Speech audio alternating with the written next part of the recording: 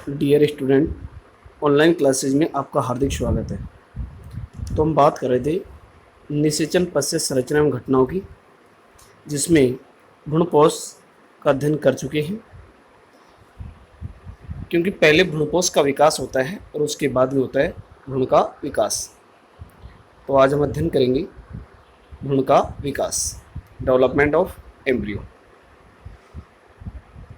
पराग नलिका से मुक्त हुआ प्रथम नरयुग्मक अंड कोशिका से संयोजित होकर द्विगुणित युग्मनज का निर्माण करता है। युग्मनज से भ्रूण का क्या होता है? निर्माण होता है। यानी भ्रूण की प्रथम कोशिका क्या होती है? जाइगोट होती है, युग्मनज होती है। याद रखें कि भ्रूण की प्रथम कोशिका क्या होती है? जाइगोट। युग्मनज से परिपक्व भ्रूण बनने की क्रिया को भ्रूणोद्भव यानी एम्ब्रियोजेनेसिस बोलते हैं। कि जाइगोट से क्या बनेगा? परिपक्व भ्रूण का निर्माण होगा। किस प्रकार से होगा वो डायग्राम में देखेंगे। द्विबीजपत्री पादपों व एक बीजपत्री पादपों में भ्रूण का विकास निम्न प्रकार से होगा। यानी दोनों में लगभग विकास की प्रक्रिया समान होती है। थोड़ा बहुत अंतर होता है कि एक बीजपत्री होता है, उसके अंदर एक बीजपत्र बनेगा। तो सबसे पहले हम बात करेंगे द्विबीजपत्री पादपों में भ्रूण का विकास। द्विबीजपत्री भ्रूण का अध्ययन सर्वप्रथम हेस्टिन ने 1840 में कैप्सुला बर्सा पेस्टोरिस यानी यह क्रूसीफेरी कुल का है, इसके अंदर अध्ययन किया। भ्रूण विकास की क्रिया में सर्वप्रथम युग्मनज में अनुप्रस्थ विभाजन होता है, जिससे दो कोशिकाएं बनती हैं, जिसमें बीजांड द्वार की ओर स्थित कोशिका आधारी कोशिका तथा निभाग की ओर स्थित कोशिका को अग्रस्थ या शीर्षस्थ कोशिका कहते हैं। तो मैं आपको डायग्राम में दिखाता हूँ, पूरा डायग्राम के माध्यम से बात करेंगे तो आप आराम से समझिए। थोड़ा सा ध्यान केंद्रित रखेंगे।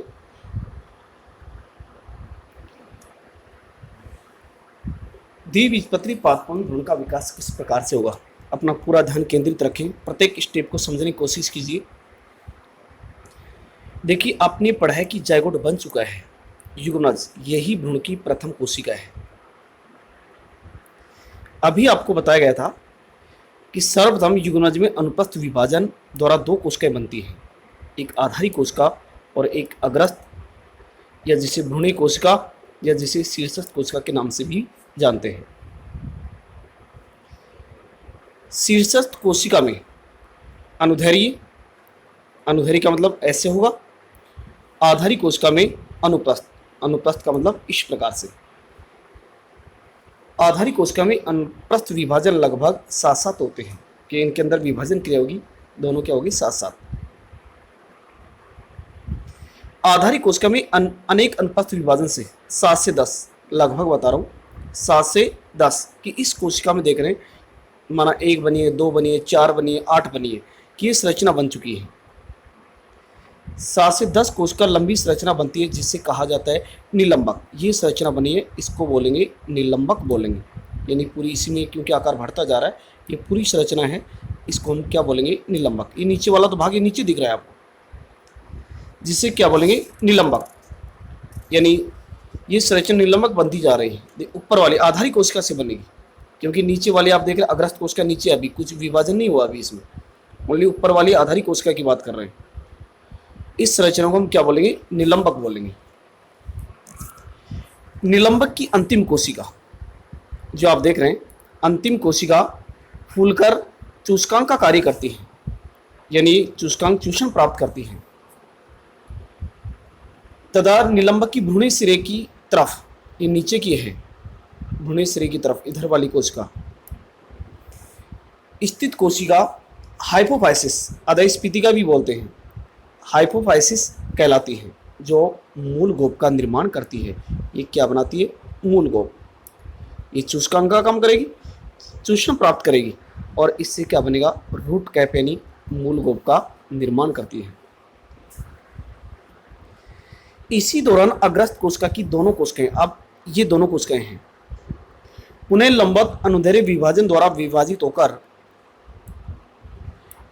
होकर 4 कोशिकाओं का चतुष्टांग बनाती हैं कि 4 कोशिकाओं का क्या बनाएंगी, चतुष्टांग बनाएंगे। देखिए चतुष्टांग बनाती हैं। ध्यान रखें ये एक प्रकार से अनुप्रस्थ रूप से भी हो सकती हैं और अनुदैर्घ्य इस प्रकार से भी विभाजित हो सकती हैं। चतुष्टांशक बनाती हैं।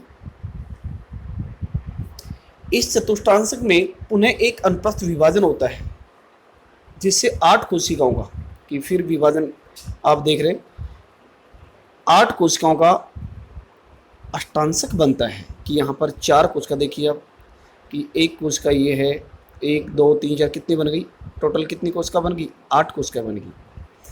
8 कोशिकाओं का क्या बन जाता है, अष्टांशक बनता है। आप समझिए कि नीचे वाली कोशिकाओं के अंदर भी अनुदैर्घ्य अनुप्रस्थ विभाजन होता है जिससे टोटल माना 2 है, 2 से 4 बन गई, 4 से कितनी बन गई, 8, जो आप देख रहे हैं। जैसे 1 2 3 4 और ये 1 2 1 2, ये टोटल कितनी हुई, 8 कोशिकाओं का अष्टांशक बन चुका है। अष्टांशक की प्रत्येक कोशिका में परिणत विभाजन होने से एक 8 कोश की बाह्य परत इसके चारों तरफ देखिए, ये कोशिका तो बीच में है और 8 कोश की बाह्य परत जिसे बाह्य त्वचाजन बोलते हैं, डर्मेटोजन बोलते हैं। ये देखिए डर्मेटोजन बनता है जो बाह्य त्वचा बनाती है, यानी इससे क्या बनेगी, बाह्य त्वचा बनेगी। बाह्य त्वचा के अंदर की ओर एक 8 कोश की, जो अंदर की ओर आप देख रहे हैं, 8 कोश की आंतरिक परत होती है।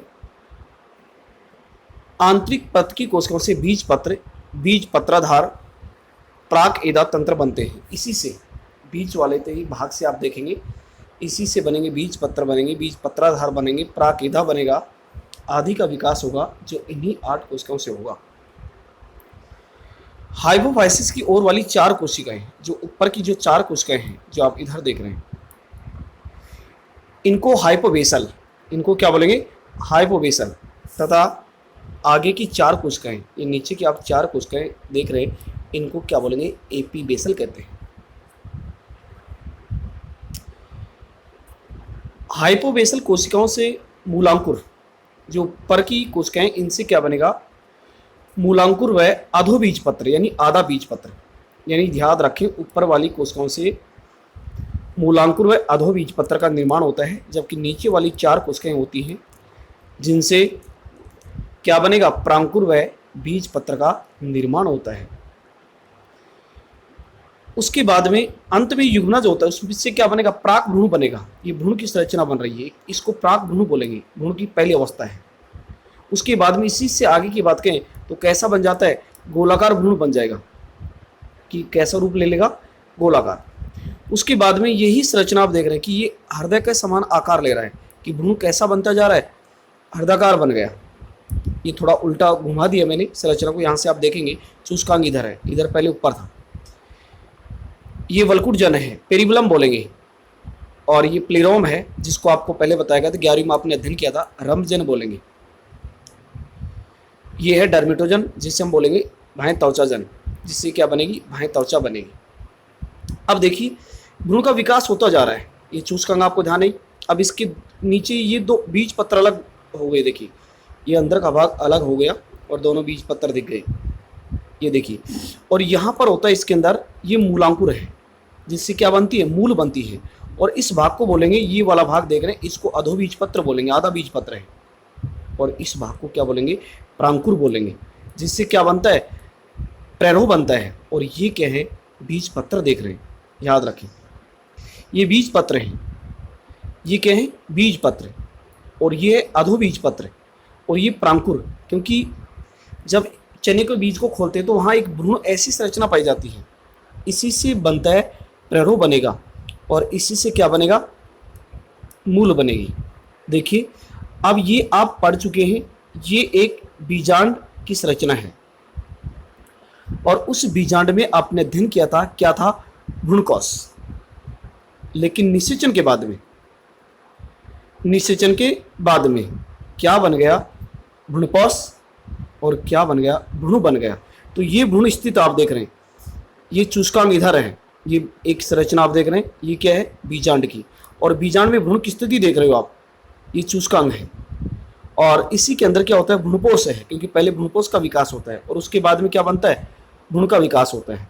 तो ये भ्रूण है, स्थिति आप देख रहे हैं, ऊपर की ओर निभाग है, बीज पत्र है, प्रांकुर है, ये निलंबक है। आपको पूरी संरचना बताई गई है कि किस प्रकार से आधारी कोशिका से और अग्रस्त कोशिका से इस भ्रूण के भाग बनते हैं। तो वीडियो लंबी हो जाएगी, तो आज के लिए इतना ही। धन्यवाद।